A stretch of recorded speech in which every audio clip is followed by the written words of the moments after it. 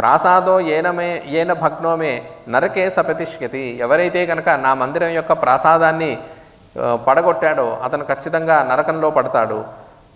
తవ శాపోపి తస్యైవ భవిష్యతి మమాజ్ఞయ. నువ్వు ఏదైతే ఇందాక ఆవేశంలో శాపం ఇచ్చావో ఆ శాపం అనేది నా ఆజ్ఞతో, అంటే గణేశుని ఆజ్ఞతో ఆ శాపం కూడా నిజమవుతుంది. అంధోథ బధిరః కుబ్జః మూకో అసృక్స్రావ సంయుత మమ శాపం సమాసాద్య భవిష్యతి న సంశయః. కాబట్టి నువ్వు ఇందాక పెట్టినటువంటి శాపం అనేది ఏదైతే ఉందో అది ఆ విషయం నీ తండ్రి విషయంలో సత్యమే అవుతుంది. పితా సమాతృకం చైనం కరిష్యతి గృహాత్ బహిః. ఎలాగైతే కనుక నిన్ను కట్టేసి ఇంటికి రాకుండా చేశాడో అదే సందర్భంలో నీ తండ్రి కూడా ఇంకొక జన్మలో ఇంటి నుంచి వెళ్ళగొట్టబడే సందర్భం అనేది వస్తుంది. పితా సమాతృకం చైనం కరిష్యతి గృహాత్ బహిః అన్యత్తే వాంఛితం బ్రూహి దుష్ప్రాపం అపితే దదే. ఇవన్నీ కూడా నువ్వు కోరుకున్న వరాలు ఇచ్చేశాను, ఇంకా ఏమైనా వరం కావాలంటే కోరుకో. భల్లాలోథ అథాబ్రవీత్ దేవం త్వయి భక్తి దృఢాస్తు మే అస్మిన్ క్షేత్రే స్థిరో భూత్వా లోకాన్ రక్షస్వ విఘ్నతః. ఇప్పుడు ఏమనుకోడాడంటే ఇంకా చివరి వరం ఏదైనా కోరుకోండి అనగానే ఏమన్నాడంటే నాకు నీ యందు నిజమైనటువంటి దృఢమైనటువంటి భక్తి నీవు, ఇంకే నాకేమీ కోరికలు వద్దు. అలాగే అస్మిన్ క్షేత్రే నువ్వు ఇక్కడ నాకు దర్శనమిచ్చావు కాబట్టి ఈ క్షేత్రంలో నువ్వు స్థిరంగా ఉంటూ లోకాలన్నింటినీ కూడా నా ప్రయోజనమే కాదు నిన్ను దర్శించుకునే అందరికీ కూడా విఘ్నాలను తొలగింపజేస్తూ ఉండు. అస్మిన్ క్షేత్రే స్థిరో భూత్వా లోకాన్ రక్షస్వ విఘ్నతః అని చెప్పి ప్రార్థించాడు. గణేశ ఉవాచ త్వన్నామ పూర్వం మన్నామ భవిష్యతి జనే శుభం భల్లాల వినాయకేతి నగరే సుప్రతిష్ఠితం. ఇక్కడేమున్నాడంటే నీ దృఢమైనటువంటి భక్తి సూచనగా నా పేరు కంటే ముందు నీ పేరు ఉంటుంది. అంటే ఆ పిల్లవాడి పేరు భల్లాలుడు, అందుకని అతని పేరు భల్లాల వినాయకుడు అనే ఈ క్షేత్రం వస్తుంది. భల్లాల వినాయకుడు అనే పేరుతోనే ప్రసిద్ధి చెందుతుంది. త్వన్నామ పూర్వం మన్నామ, నా పేరు కంటే ముందు నీ పేరే ఉంటుంది, భల్లాల వినాయకుడు అని ఉంటుంది. భవిష్యతి జనే శుభం భల్లాల వినాయకేతి నగరే సుప్రతిష్ఠితం మయి చిత్తం స్థిరం తే స్యాత్ భక్తిరవ్యభిచారిణి. నా యందు నీ మనస్సంతా కూడా పూర్తిగా లగ్నమై ఉండాలి. అలాగే తొణికిసలాట లేనటువంటి భక్తి అవ్యభిచారిణి, తొణికిసలాట అటు ఇటు ఊగిసలాట లేనటువంటి ఒక భక్తి, స్థిరమైనటువంటి భక్తి నా యందు నీకు కలుగుతుంది.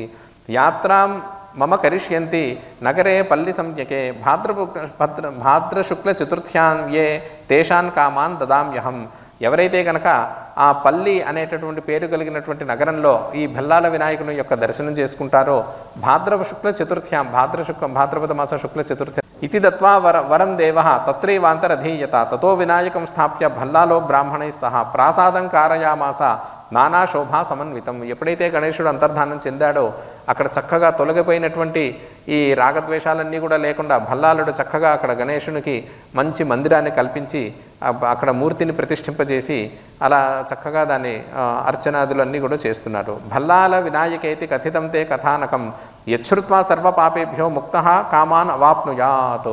సర్వపాపములు ఈ భల్లాల వినాయకుని యొక్క ఆఖ్యానం విన్న వాళ్ళకి అన్ని పాపములు తొలగిపోయి చక్కగా కామాన్ అవాప్నుయాత్, అన్నీ వాళ్ళు కోరుకున్న కోరికలన్నీ కూడా తీరుతవి అని చెప్పి ఇక్కడ చెప్పారు.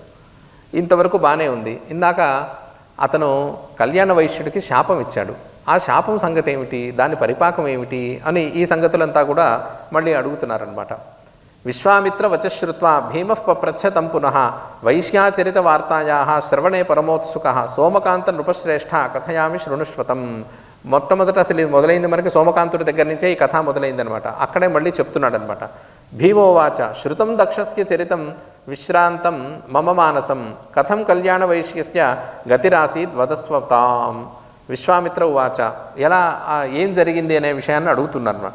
విశ్వామిత్ర ఉవాచ శృణుష్వైకమనా భీమ కథమేతాం వదామితే భల్లాల శాపాత్ కళ్యాణ దేహాత్ సుస్రావ శోణితం అసంఖ్యక్షత సంయుక్త స్రావో బాధిర్యం అథాంధత మూకతా పూతిగంధిత్వం జాతం తస్య దురాత్మన. ఈ శాప ప్రభావం చేత ఎప్పటి నుంచో ఆ రోగ కారణాలన్నీ అతని శరీరంలో ఉన్న ఈ శాప కారణం చేత ఆ రోగాన్ని తెప్పించే కారణాలన్నీ ఒక్కసారి పైకి ఉద్భవించి అకస్మాత్తుగా అతనికి అంధత్వము, బధిరత్వము, అలాగే ఒంటి నిండా రకరకాలైనటువంటి వ్రణాలు ఇవన్నీ కూడా వచ్చి చాలా దుర్గంధభరితమైనటువంటి దేహంతో అతను తయారయ్యాడు. కిమిదం కస్మాత్ జ్ఞాతం ఏవం శుశోచతం జ్ఞానినోస్య వదాన్యస్య దేవదేవ ద్విజరథస్య చ. ఒక అకస్మాత్తుగా ఈ రోగం సంప్రాప్తించేసరికి అతను తన పూర్వం చేసినటువంటి దుష్కర్మ గుర్తు రాలేదు.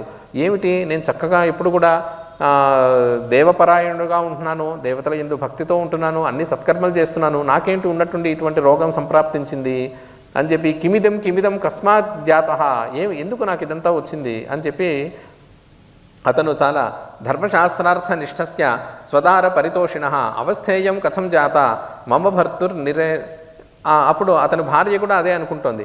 చక్కగా ఈయన ఏకపత్ని వ్రతుడుగా ఉన్నాడు, ధర్మశాస్త్రాలన్నీ కూడా తెలుసుకొని చాలా చక్కగా పద్ధతిగా జీవిస్తున్నాడు, ఈయనకేంటి ఇటువంటి, అంటే ఆమె అనుకుంటున్నా భర్తకేమిటి ఇటువంటి క్లేశం వచ్చింది అని చెప్పి అనుకుంటూ ఏవం విలాప్య బహుధా నిశ్వసంతి పునఃపునః. అకస్మాత్తుగా ఈ రోగం వచ్చేసరికి చాలా ఇదవుతూ పునఃపునః చాలా దీర్ఘ నిశ్వాసాలన్నీ ఇస్తూ, అయ్యో ఏమిటి దుఃఖంతో చాలా దీర్ఘంగా నిశ్వసిస్తుంది, అంటే ఉచ్ఛ్వాస నిశ్వాసాలు కూడా చాలా బరువు అయిపోయినాయి అన్నమాట. తేన బద్ధం వనే పుత్రం నిశమ్య రుదితి ముహు పౌరై సహ యయౌ తత్ర యత్ర బద్ధో వనే సుతః. ఇప్పుడు ఆమెకి గుర్తొచ్చింది, అవును మా అబ్బాయిని వెళ్ళి ఈయన కట్టేశాడని చెప్పి జనులందరూ చెప్పారు కదా, అదే వచ్చిందేమో, నేను వెళ్ళి విడిపించి అన్నీ సరి చేసి వస్తాను. తత్ర దేవాలయం పౌరై సహ యయౌ తత్ర యత్ర బద్ధో వనే సుతః. ఆ కొడుకుని ఎక్కడైతే గనక కట్టేశారో అక్కడికి వెళ్ళింది. తత్ర దేవాలయం దేవం దదర్శ గణనాయకం. అక్కడికి వెళ్ళి చూసేసరికి దేవాలయం ఉంది, అలాగే గణనాయకుడు అట్లాగే ఉన్నారు. చతుర్భుజం త్రినయనం సింధూరారుణ విగ్రహం. చక్కగా 4 భుజాలతో 3 నేత్రాలతో సింధూర వర్ణమంతా లేప్తమయ్యి చక్కటి సదర్శనంగా ఉన్నారు ఆ గణాయకుడు. భల్లాలంచ సుతం తత్ర పూజయంతం గజాననం. ఎక్కడో కట్టేసి దీనావస్థలో ఉంటాడు కొడుకని చూస్తే చక్కగా ఆ వినాయకుడు పూజిస్తూ కనిపించాడు భల్లాలుడు. ముక్తం నిర్వృణం అవ్యంగం నిరీక్ష్య పురవాసిన ఉవాచ ఇందుమతి క్రుద్ధ భర్త్సయంతి పునఃపునః. ఆమెకు ఒకసారి భ్రాంతి కలిగింది, ఇతను చక్కగా సుష్ఠుగా ఉన్నాడు, వినాయకుడికి పూజ చేస్తున్నాడు, మందిరం అంతా చక్కగా శోభాయమానంగా ఉంది, కాబట్టి నాకు ఈ పౌరులు ఎవరైతే చుట్టుపక్కల వాళ్ళు చెప్పారో ఇవన్నీ కూడా అసత్యాలు అని చెప్పి వాళ్ళని తిట్టుకోవటం అనమాట. కథం ప్రతారిత అతథ్యావాదిభి భర్తృసన్నిధౌ తాదృశం తం పరిత్యజ్య పుత్రస్నేహాదిహాగత. అదేంటి వీళ్ళందరూ కలిసి ప్రతారిత అంటే మోసం చేసి అబద్ధాలు చెప్పి మా ఆయన దగ్గర పుత్రుడు గురించి చాలా అసత్యాలన్నీ చెప్పారు. పశ్యంతు దేవభక్తి మే పుత్రం కుర్వంతం ఈదృశం. అరే నా అబ్బాయిని చూడండి, దేవభక్తి ఎంత ఉందో, చక్కగా దేవుణ్ణి పూజిస్తున్నాడు, ఏమిటి ఇలా చెప్పారు అని చెప్పి అనుకున్నారన్నమాట.